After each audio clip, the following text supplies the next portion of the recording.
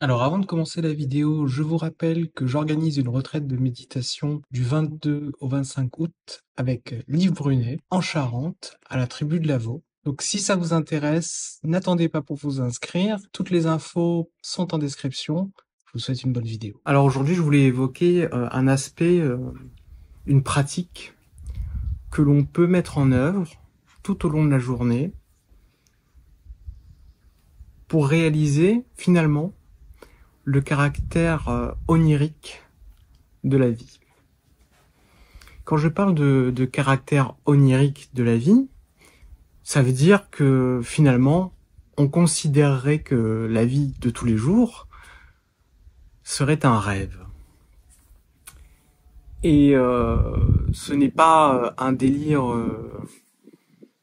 ou une maladie mentale finalement que de dire ça, mais simplement c'est de changer de perspective sur la façon dont on considère les choses. La vie est un rêve, et cette vidéo rentre dans le cadre de mes vidéos sur le yoga du rêve. La vie est un rêve, ça veut dire quoi? Ça veut dire que les choses qu'on voit et qu'on ressent, et la façon dont on considère notre expérience consciente, est erronée. Elle ne correspond pas à la réalité. Et donc finalement, on vit la vie un peu comme si on était dans un rêve, comme si on ne voyait pas les choses telles qu'elles sont. Dans notre expérience habituelle, on est un petit moi, un petit ego, une petite personne séparée qui naît et qui meurt, qui fait face à des problèmes dans la vie et qui se débat pour se sortir de ces problèmes. Ces véritables problèmes qui arrivent à ce véritable petit ego qui meurt et qui vit. Il y a une naissance et il y a une mort. C'est 95% ou peut-être 99% d'entre nous qui vivons comme ça. Mais, et c'est quelque chose que nous apprend la pratique du yoga du rêve, la pratique du yoga du rêve lucide qu'on développe sur cette chaîne, les choses ne sont pas forcément telles qu'on le voit. Quand on est dans un rêve, par exemple, déjà, la plupart du temps, on ne sait pas qu'on est en train de rêver. C'est-à-dire que on pense être le personnage du rêve, à qui il arrive des péripéties incroyables, un peu délirantes, qui naît et qui meurt, c'est-à-dire qui apparaît comme ça dans le rêve et puis qui disparaît à la fin du rêve. Et puis il y a un rêve, puis il y a un deuxième rêve, puis il y a un troisième rêve. Et entre ces rêves, il y a le sommeil profond. Donc ça, c'est un premier niveau d'illusion, c'est-à-dire qu'on ne sait pas qu'on rêve. Et finalement, on ne sait pas que on est finalement vraiment la personne qui dort dans le lit et qui a un rêve. Ça, c'est un premier niveau d'illusion, et c'est un premier niveau d'illusion fondamental, parce que on ne se rend pas compte qu'on est la personne qui dort, et puis on ne se rend pas compte que tout ce qu'on expérimente est le produit de notre esprit. On ne se rend pas compte que même si on a une perspective d'être une personne séparée, qui a une expérience subjective dans le rêve, en tant que personnage du rêve, on ne se rend pas compte que l'intégralité des choses qu'on expérimente, ce qu'on voit, ce qu'on entend, ce qu'on ressent, c'est un produit de notre esprit. Ce qu'on touche, ce ne sont que des sensations, mais elles n'ont pas de réalité extérieure. C'est quelque chose qui apparaît de façon spontanée, selon des règles qu'on ne connaît pas quand on est dans le rêve. Et puis finalement, quand on devient lucide dans le rêve, on se rend compte qu'on n'est rien de tout ça. Le rêve continue, hein, très bien, mais on se rend compte qu'on n'est rien de tout ça. On n'est pas le personnage qui parle, même si on se sent le personnage. On sait qu'on est l'intégralité de ce qui se passe. On sait qu'on est à la fois le paysage et à la fois celui qui expérimente le paysage. On sait que tout ça, c'est fait de la même chose, c'est de l'esprit. Et on sait autre chose, c'est qu'on sait également que de l'autre côté, finalement, entre guillemets, il y a quelqu'un qui dort. Et ce quelqu'un qui dort, peut-être que c'est vraiment nous.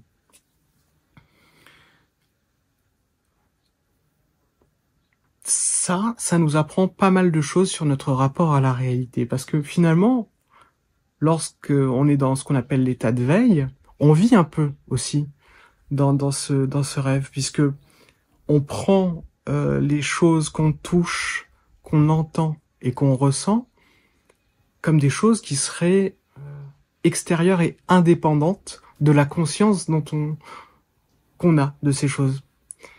On voit des images et on pense qu'il y a des murs, qu'il y a des sons, qu'il y a des personnes, qu'il y a des que nous sommes une personne et que tout ça, ce sont des choses séparées et indépendantes de la conscience qui a conscience de ces choses. On a l'impression que les choses sont et que nous sommes complètement indépendants et permanents. On pense finalement exister en dehors de tout ça. On pense que tout ça n'est pas fait de la même chose, n'est pas fait de la même union.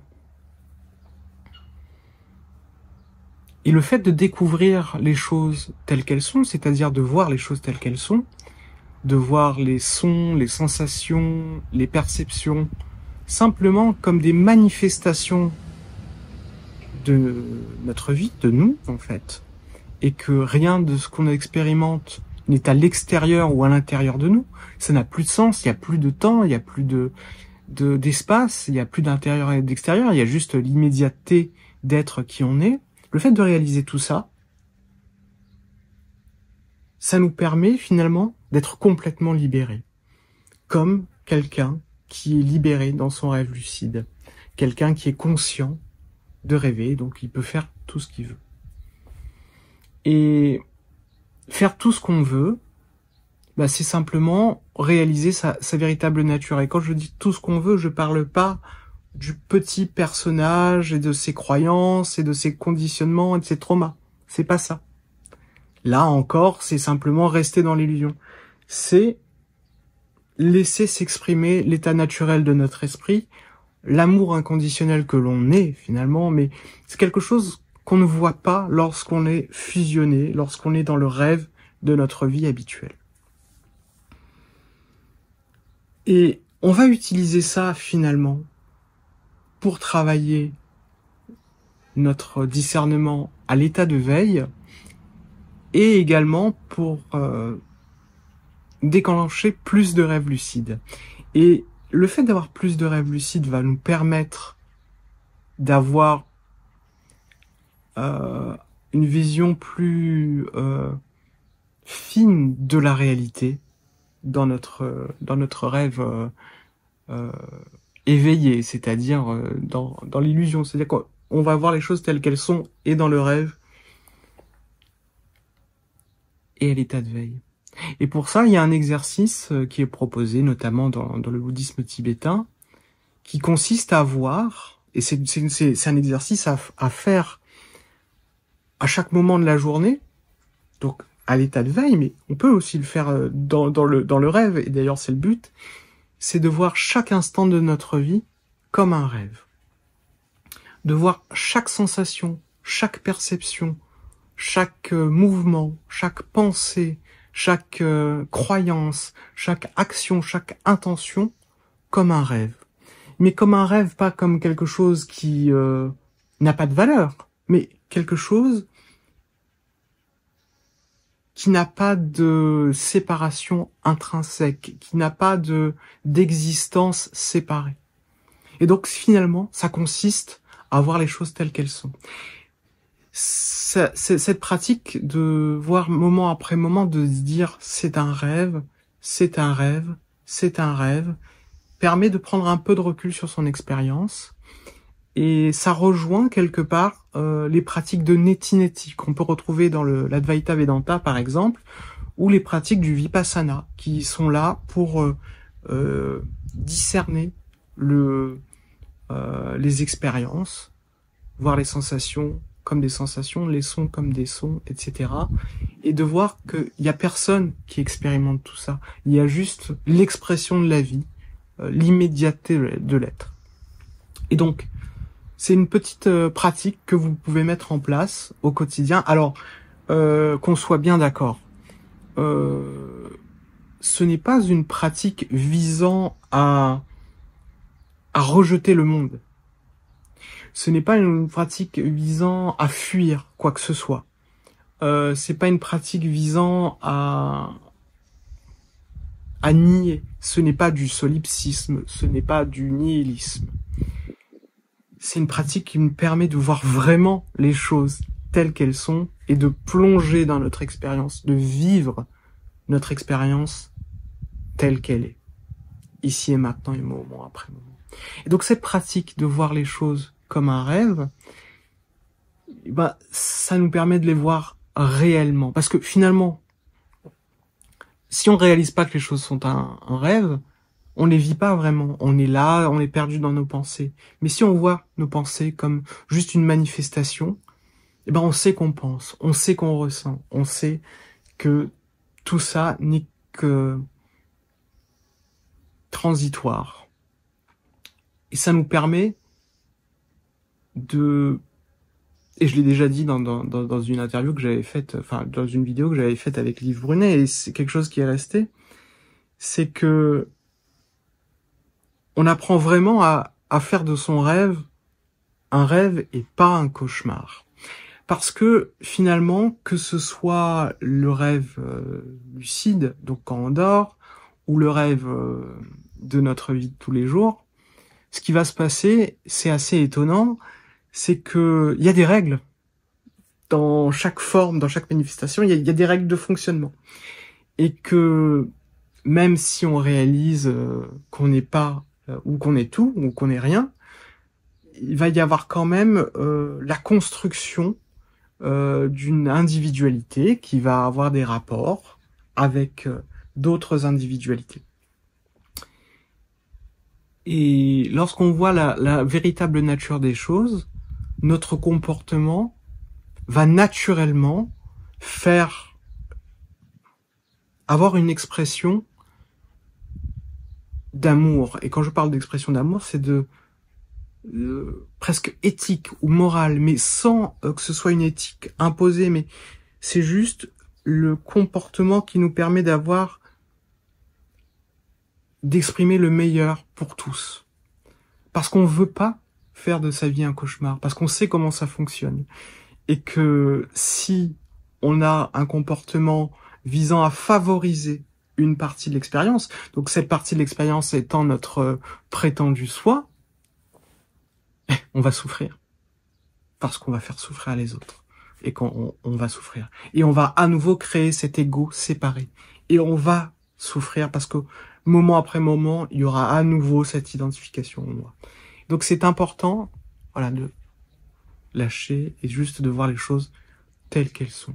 Donc je vous invite, petit exercice, à mettre dans votre besace, dans votre trousse de votre boîte à outils, à voir, quand vous y pensez, c'est un rêve, c'est un rêve, c'est un rêve, c'est un rêve, c'est un rêve. Et si jamais vous vous sentez mal à l'aise avec ça, parce que vous avez l'impression finalement, vous avez peur de ne plus accorder autant d'importance à ce qui se passe. Vous avez peur de... Oh, une mouche. Vous avez peur de ne plus... même de devenir égoïste ou même de devenir fou. Parce que, on voit les choses comme un rêve. Deux solutions. Soit vraiment vous êtes mal à l'aise, laissez cet exercice de côté, le faites pas. Et ou alors de voir aussi que ces sensations et ces perceptions, c'est un rêve. C'est qu'une histoire que vous vous racontez. Et c'est une histoire qui vous fait pas du bien. Et qui fera du bien à personne. Et donc c'est pas utile. Et donc vous pouvez la laisser de côté. Donc, ce que je vous invite à faire, c'est de tout voir, absolument tout comme un rêve. C'est un rêve. C'est un rêve. Et petite cerise sur le gâteau, c'est l'effet qui se coule, on gagne au grattage et au tirage, et je vais arrêter là pour les comparaisons un peu douteuses, mais c'est que si vous faites ça dans votre vie éveillée, vous êtes en train de pratiquer le yoga du rêve. Et si vous avez du mal à faire des rêves lucides, vous allez voir que finalement, c'est pas grave, puisque ça aussi c'est du yoga du rêve. Et ce que vous allez voir, c'est que vous allez, si vous avez du mal donc à faire des rêves lucides, vous allez peut-être vous détendre un petit peu sur l'obligation de réussir à faire un rêve lucide. Et le fait de tout voir comme un rêve, ça va se répercuter sur vos rêves. Vous allez vous dire c'est un rêve. Et puis finalement, vous allez voir qu'il y a quand même quelque chose de bizarre. Ah, peut-être que je suis vraiment en train de rêver. Donc un rêve pendant le sommeil. Donc voilà ce que je vous invite à faire. Et si vous voulez creuser la question, n'hésitez pas à me contacter par mail. Je suis disponible pour des accompagnements individuels. Et j'organise également une retraite du 22 au 25 août à la tribu de Lavaux avec Liv Brunet. Donc il y a encore des places. Hein. Là, il reste encore 8 places. Au moment où je parle, on va être le 16 juillet, je crois. Donc 17, je sais même pas quel jour on est. Donc inscrivez-vous si ça vous intéresse. Et si vous souhaitez plus d'informations, je me ferai un plaisir de vous répondre si vous avez des questions. Donc bonne pratique et faites de beaux rêves.